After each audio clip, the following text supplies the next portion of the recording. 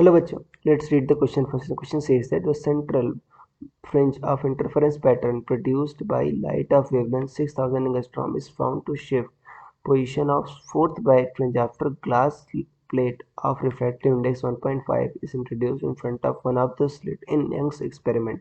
The thickness of the glass plate will be first is 4.8 micrometer, second is 8.23 micrometer, third is 14.98 micrometer and fourth is 3.78 micrometre. So students आपको समझना होगा कि की concept क्या use हो रहा है इसमें।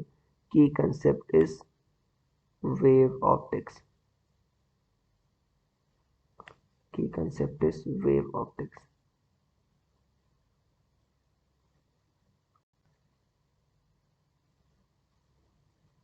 Wave optics.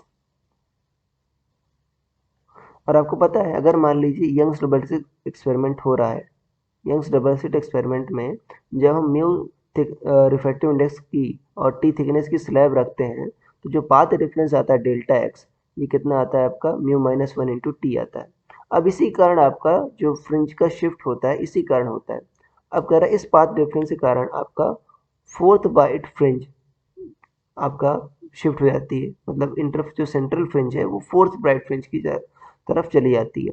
तो आपको पता है कि अगर फोर्थ ब्राइट फ्रिंज की तरफ चली गई तो जो वाई हुआ जो आपका यहाँ पर शिफ्ट होता है, ये वाई मतलब सेंट्रल फ्रिंज से शिफ्ट हो वाई क्या होता है आपका फोर फ्रिंजेस की विड्थ के बराबर होगा, four lambda D by D इसके बराबर होगा।